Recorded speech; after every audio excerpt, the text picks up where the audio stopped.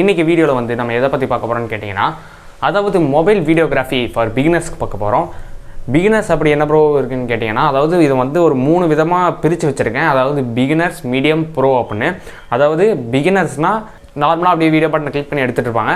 So அவங்களுக்கு ஒரு tricks சொல்லி கொடுத்து அவங்க கொஞ்சம் வீடியோகிராஃபி இன்னும் கொஞ்சம் அதிகமாக எடுக்க முடியும். அடுத்து வந்து இன்னும் அப்கமிங் வீடியோஸில் மீடியம்க்கு பார்ப்போம். மீடியம்னா அந்த பிகினர்ஸை விட கொஞ்சம் தெரிஞ்சிருக்கும், அவங்களுக்கு இன்னும் கொஞ்சம் சொல்லிக் கொடுத்து நம்ம அவங்களே இது பண்ண போகிறோம். அடுத்து ப்ரோங்கிறது வந்து இந்த மீடியமில் இருந்து வந்தவங்க இருப்பாங்க பார்த்தீங்களா, ஸோ அவங்களுக்கு இன்னும் கொஞ்சம் இது பண்ணி இன்னும் அவங்களுக்கு கொஞ்சம் நல்லா எல்லாத்தையும் சொல்லித்தர போகிறோம். ஸோ இப்படி தான் அந்த 3 வகையாக நம்ம இதை பிரித்து வச்சுருக்கோம். இன்னைக்கு வீடியோவில் பிகினர்ஸ் தான் நம்ம பார்க்க போகிறோம். ஸோ பிகினர்ஸ் வந்து இனிமேல் இந்த மிஸ்டேக்லாம் பண்ணிட்டு இருந்தீங்கன்னா இதை சரி பண்ணி இனிமேல் நீங்கள் நல்ல வீடியோ எடுக்கலாம்.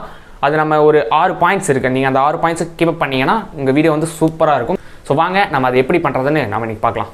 ஸோ முதல் விஷயம், எல்லாரும் பண்ணக்கூடியது என்னென்னா, உங்கள் வீடியோஸை வந்து பயங்கரமாக ஷேக் பண்ணிடுறீங்க. இதுதான் வந்து எல்லாருமே பண்ணுற பிகினர்ஸ் பண்ணுற ரொம்ப மிஸ்டேக். அதாவது இப்போ ஒரு வீடியோ நீங்கள் எடுத்துக்கிட்டு இருக்கிறீங்கன்னா உங்கள் கை வந்து கண்டிப்பாக ஷேக் ஆகும். ஷேக் ஆகாமல் யாராலையும் வீடியோ எடுக்கவே முடியாது. இப்போ நீங்கள் உதாரணத்துக்கு உங்கள் கை இப்படி நீட்டி இப்படி முன்னாடி வச்சு பாருங்களேன், கை கண்டிப்பாக ஷேக் ஆகிட்டு தான் இருக்கும். அது வந்து அப்படி இல்லாமல் எடுக்கணும்னா கண்டிப்பாக உங்களுக்கு கிம்பல் வேணும். ஸோ அது மாதிரி கிம்பல்லாம் நிறைய பேருக்கு என்னென்னு தெரியாமல் இருப்பீங்க. அதாவது கிம்பல்னால் ஒரு எலக்ட்ரானிக் டிவைஸ்னு வச்சுக்கோங்க. அந்த எலக்ட்ரானிக் டிவைஸ் என்ன பண்ணணும்னா, நீங்கள் மொபைலில் மவுண்ட் பண்ண உடனே அது வந்து ஷேக்கிங்கை குறைக்கும். நீங்கள் எப்படி உங்கள் இது பண்ணாலும் அது வந்து அந்த ஃபோனை வந்து ஷேக் பண்ணவே பண்ணாது. வீடியோ வந்து அப்படியே ஸ்டேபிளாக இருக்கும். ஸோ நீங்கள் சொல்லலாம் ஷேக்கிங் இருந்தால் என்ன, எப்படி இல்லைன்னா என்ன அப்படின்னு நீங்கள் கேட்கலாம்.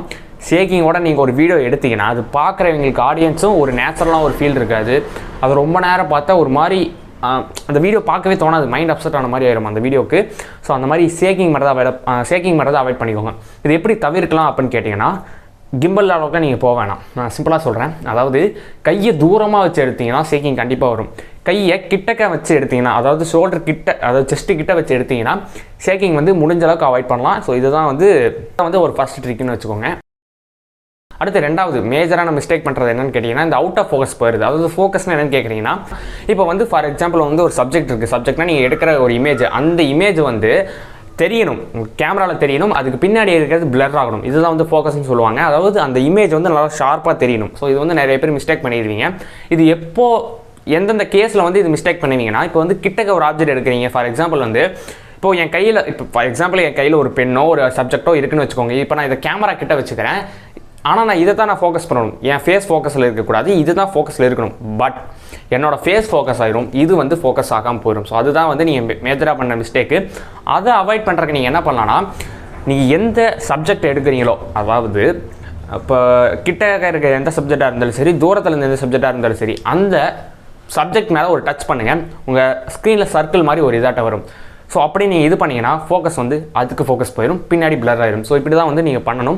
இது கிட்டக்க இருக்க ஆப்ஜெக்ட்டுக்கு மட்டும் கிடையாது, தூரமாக இருக்க ஆப்ஜெக்ட். இன்கேஸ் வந்து நீங்கள் கிட்டக்க இருக்க ஆப்ஜெக்ட்டில் வந்து ஃபோக்கஸ் பண்ணி வச்சுக்கிட்டீங்கன்னா தூரத்தில் இருக்க ஃபோக்கஸ் வந்து பிளர் ஆயிடும். ஸோ அப்படி பண்ணிங்கன்னா உங்களுக்கு கிட்டக்க இருக்கிறது மட்டும் தான் தெரியும், தூரத்தில் இருக்க தெரியாது. ஸோ இது நீங்கள் பண்ணுறதுக்கு நீங்கள் எந்த ஆப்ஜெக்டை ஃபோக்கஸில் வச்சுக்கணுமோ, அதாவது எந்த ஆப்ஜெக்ட் ஸ்க்ரீனில் தெரியணுமோ, நல்லா கிறிஸ்டல் கிட்ட தெரியணுமோ, அந்த ஆப்ஜெக்ட் மேலே ஒரு கிளிக் அப்படின்னு பண்ணிட்டீங்கன்னா நல்லாயிருக்கும். ஸோ இதுதான் வந்து இந்த ஃபோக்கஸிங்னு சொல்லுவாங்க. அப்புறம் எல்லாரும் பண்ணுற மேஜரான மிஸ்டேக் என்னென்னு கேட்டுக்கிட்டிங்கன்னா, அதாவது உங்கள் வீடியோக்கு வந்து ஃப்ளாஷ் ஆன் பண்ணி வைக்கிறது. அதாவது டே டைமில் வந்து ஃப்ளாஷ் தேவையே கிடையாது, பிரைட் ஏரியாவுக்கும் ஃப்ளாஷ் தேவையே கிடையாது. இப்போ ஃபார் எக்ஸாம்பிள் வந்து நான் ஒரு வீடியோ எடுத்துகிட்டு இருக்கேன். இப்போ ஒரு ஈவெண்ட் ஓடிட்டு இருக்குன்னு வைங்க, ஒரு டான்ஸ் ப்ரோக்ராம் ஏதோ ஒன்று ஈவெண்ட் போடுதுன்னா அதுக்கு வந்து ஃப்ளாஷே தேவையில்லை. ஏன்னா ஏற்கனவே அங்கே ஃபுல் வெளிச்சமாக தான் இருக்கும், அவங்க லைட்ஸ் வச்சுருப்பாங்க, அது இல்லாமல் ஒரு டே டைமாக இருக்கும். ஸோ அந்த மாதிரிலாம் இருக்கும். இன்கேஸ் நீங்கள் நைட்டில் ஏதோ ஒரு ப்ரோக்ராம் நீங்கள் ஷூட் பண்ணாலுமே அது வந்து கண்டிப்பாக பிரைட்டாக தான் இருக்கும். நீங்கள் ஃப்ளாஷ் ஆன் பண்ண வேண்டிய அவசியமே கிடையாது. ஃப்ளாஷ் எதுக்கு ஆன் பண்ணுவாங்கன்னா, வீடியோக்கு ஆன் பண்ணலாம். நைட் டைமில் தான் அதுவும் அந்தளவுக்கு தேவைப்பட கிடையாது. அதாவது ஃப்ளாஷ் நீங்கள் யூஸே பண்ணாதீங்கன்னு நான் சொல்லுவேன். ஃப்ளாஷ் யூஸ் பண்ணால் அவங்க அந்த நேச்சுரல் ஃபீல் கிடைக்கவே கிடைக்காது. டே டைமை விட்டுருங்க, மற்ற டைம். ஸோ ஃப்ளாஷ் நீங்கள் ஆன் பண்ணிவிட்டு ஒரு கிட்டக்க இருக்க ஒரு ஆப்ஜெக்ட் போய் எடுத்து பாருங்களேன், ஃபோட்டோ எடுத்து பாருங்களேன், வீடியோ கூட எடுத்து பாருங்கள். அது ஒரு மாதிரியாக இருக்கும், அதோட கலர்ஸ் எல்லாம் கொஞ்சம் மங்கின மாதிரி, அது ஒரு பிரைட் லுக் கொடுக்காது. அதனால் ஃப்ளாஷை மோஸ்ட்லி அவாய்ட் பண்ணுங்கள், யூஸ் பண்ணவே வேணாம். அப்புறம் இந்த ட்ரிக் வந்து நிறைய பேர் யூஸ் பண்ணியிருக்கவே மாட்டீங்க, யூஸ் பண்ணால் எங்கே இருக்குது அப்படின்னே தெரியாமல் இருக்கும். அதாவது உங்கள் வீடியோக்கு வந்து ஒரு மேக்ஸிமம் குவாலிட்டி இருக்கும். உங்கள் ஃபோனால் சப்போர்ட் பண்ணக்கூடிய ஒரு மேக்ஸிமம் குவாலிட்டின்னு ஒன்று இருக்கும். இப்போ நான் யூஸ் பண்ணுற ஃபோன் வந்து 4K அளவுக்கு ஷூட், இப்போ நான் யூஸ் பண்ணுற ஃபோன் வந்து ஒரு 4K ஷூட் பண்ணும். இல்லை உங்ககிட்ட ஒரு 8K ஷூட் பண்ணுற ஃபோன் இருக்குது, 1080p ஷூட் பண்ணுற ஃபோன் இருக்குது, 720p ஷூட் பண்ணுற ஃபோன் இருக்குது அப்படின்னா அதோட மேக்ஸிமம் குவாலிட்டிக்கு நீங்கள் எடுத்துகிட்டு போங்க. அதாவது மேக்ஸிமம் குவாலிட்டிக்கு எடுத்துகிட்டு போனால் கண்டிப்பாக அதிக ஸ்டோரேஜ் இழுக்கும். எப்போவுமே அதில் வச்சு எடுக்கணும்னு நான் சொல்ல கிடையாது. முக்கியமாக ஒரு ஈவெண்ட் எடுக்கிறீங்க, முக்கியமாக ஒரு இதை நல்லா எடுக்கிறீங்க, அது கொஞ்சம் கிளியராக இருக்கணும் அப்படின்னா மேக்ஸிமம் குவாலிட்டி எடுத்துகிட்டு போனால் தான் உங்கள் கேமராவோட ஃபுல் பர்ஃபார்மன்ஸை நீங்கள் அப்சர்வ் பண்ண முடியும். இப்போ வந்து நான் இப்போ 4K எடுக்குதுன்னு வைங்க, நான் 720 எடுத்தேன்னா இதோட ஃபுல் பர்ஃபார்மன்ஸ் கேப்பபிலிட்டி என்னால் தெரிஞ்சுக்க முடியாது. இதுவே நான் 4Kயில் எடுத்துகிட்டு போனேன்னா அந்த கேமரா எந்த அளவுக்கு எஃபோர்ட் எடுத்து அந்த வீடியோவை எடுக்குது அப்படின்னா என்னால் ஃபுல்லாக இது தெரிஞ்சுக்க முடியும். அதனால தான் உங்கள் ஃபோனில் மேக்ஸிமம் குவாலிட்டியில் வீடியோ எடுங்க, ட்ரை பண்ணி பாருங்கள். அப்போ தான் வந்து வீடியோ வந்து கிறிஸ்டல் கிளியராக இருக்கும். அது எப்படி நீங்கள் பார்க்கணும்னா செட்டிங்ஸில் இருக்கும். நிறைய பேர் மொபைலில் வந்து செட்டிங்ஸ் வீடியோக்குள்ள ஆப்ஷனில் போய்ட்டு செட்டிங்ஸ்குள்ளே இருக்கும். இல்லைனா வந்து மேலே ஏதோ ஒரு 3 லைன்ஸில் ஏதோ ஒரு ஆப்ஷனில் குவாலிட்டி அப்படின்னு இருக்கும், நிறைய ஆப்ஷன்ஸ் இருக்கும். ஸோ அதில் நீங்கள் போய்ட்டு ஹையஸ்ட் குவாலிட்டி என்னவோ இருக்கோ அதை நீங்கள் சூஸ் பண்ணுங்கள். அது எல்லா வீடியோக்கும் சூஸ் பண்ணணும்னு அவசியம் கிடையாது. எந்த வீடியோலாம் நல்லா இருக்கணும் அப்படின்னு நீங்கள் நினைக்கிறீங்களோ அதை நீங்கள் சூஸ் பண்ணி வச்சுக்கோங்க.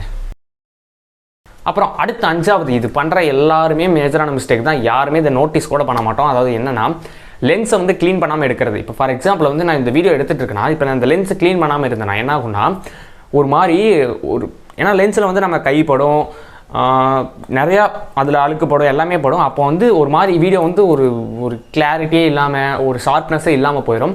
ஸோ அதுக்காக தான் உங்கள் லென்ஸை வந்து க்ளீன் பண்ணுங்கள். ஒரு பனியன் கிளாத்து, ஒரு சாஃப்ட் கிளாத்து, ஒரு காட்டன், அது மாதிரி ஏதோ ஒரு கிளாத்தை வச்சு க்ளீன் பண்ணிடுங்க. அப்புறம் மோஸ்ட்லி நீங்கள் தரையில் வைக்கிறதா இருக்கட்டும், அந்த கேமரா இருக்க இடத்த தரையில் அப்படியே வெறும் தரையில் அப்படியே வைக்க வேணாம், ஏதாச்சும் ஒரு துணி வச்சு வைங்க.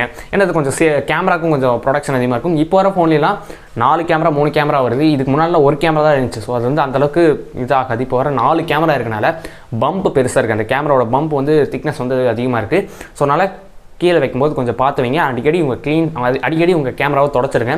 செல்ஃபி கேமரா இருந்தாலும் சரி, பேக் கேமரா இருந்தாலும் சரி, இதெல்லாம் பண்ணிங்கன்னா வீடியோ கொஞ்சம் நல்லாயிருக்கும். அப்புறம் லாஸ்ட்டாக பண்ணுறது, இது பிகினர்ஸ்லேயே நிறைய பேர் பண்ணுறதுன்னு வச்சுக்கலாம். அதாவது வீடியோ வந்து எடுத்தோடனே அப்படியே ஃபோனை போர்ட்ரேட்டில் வச்சு எடுக்கிறது. போர்ட்ரேட் லேண்ட்ஸ்கேப்னு 2 ஆப்ஷன் இருக்குங்க. போர்ட்ரேட்னா நம்ம நார்மலாக ஃபோன் யூஸ் பண்ணுவோம் பார்த்தீங்களா, இப்படி வாட்ஸ்அப் டெக்ஸ்ட் பண்ணுறதுக்கும் யூஸ் பண்ணுவோம் பார்த்தீங்களா, அதுதான் போர்ட்ரேட்னு சொல்லுவாங்க. அதில் நீங்கள் கேமராவில் எடுக்கும்போது உங்களுக்கு டாப் டு பாட்டம் மட்டும்தான் கவர் ஆகும். அந்த இதில் சுற்றி இருக்கிறது வந்து கவர் ஆகாது. அதாவது இப்படி இருக்கிறது கவர் ஆகாது, டாப் டு பாட்டம், அதாவது லெஃப்ட் ரைட் கவர் ஆகாது, டாப் டு பாட்டம் மட்டும் தான் கவர் ஆகும். இதே லேண்ட்ஸ்கேப்பில் வச்சு எடுத்திங்கன்னா டாப் டு பாட்டமும் ஓரளவுக்கு கவர் ஆகும், லெஃப்ட் அண்ட் ரைட்டும் கவர் ஆகும். இதுதான் வந்து வீடியோ எடுக்கிறதுக்கு முக்கியமானது. வீடியோ இப்படி தான் எடுக்கணும். இதுக்குன்னு ஒரு ரூல்ஸ் இருக்கும் பார்த்தீங்களா. அது மாதிரி போர்ட்ரேட்டில் நான் எடுக்க வேணாம்னு சொல்ல, போர்ட்ரேட்டில் எதுக்குலாம் யூஸ் ஆகுன்னு கேட்டிங்கன்னா வாட்ஸ்அப் ஸ்டேட்டஸ் போடலாம், இன்ஸ்டாகிராம் ரீல்ஸ் போடலாம், இன்ஸ்டாகிராம் ஸ்டோரிஸ் போடலாம், ஃபேஸ்புக் ஸ்டோரிஸ் போடலாம். ஸோ இந்த மாதிரி இதுக்கு மட்டும்தான் போர்ட்ரேட்டில் எடுக்கணும். லேண்ட்ஸ்கேப் வந்து ஒரு யூடியூப் வீடியோவாக இருக்கட்டும், உங்கள் ஃபோனில் பார்க்குற வீடியோஸாக இருக்கட்டும், ஏதாச்சும் ஒரு சோஷியல் மீடியாவில் போடுறீங்க, அதுக்கெல்லாம் லேண்ட்ஸ்கேப் தான் சூட்டபுளாக இருக்கும். ஸோ நீங்கள் மோஸ்ட்லி ஃபோனை இப்படி வச்சு எடுக்கிறத அவாய்ட் பண்ணிக்கோங்க. எப்போவுமே லேண்ட்ஸ்கேப்பில் வச்சு எடுக்கிறத மோஸ்ட்லி ப்ரிஃபர் பண்ணுங்கள்.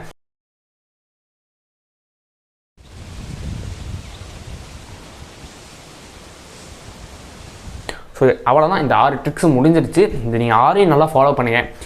6ஐயும் நீங்கள் ஃபாலோ பண்ணிட்டீங்கன்னா நீங்கள் பிகினர்ஸ்லேருந்து அடுத்து மீடியம் அப்படின்னு நீங்கள் போயிடுவீங்க. ஸோ இனி வர அப்கமிங் வீடியோஸில் நம்ம மீடியமை பற்றி பார்ப்போம். அதுக்கடுத்து நம்ம ப்ரோவை பற்றி பார்ப்போம். அந்த வீடியோக்கு மறக்காமல் எல்லோரும் வெயிட் பண்ணுங்கள்.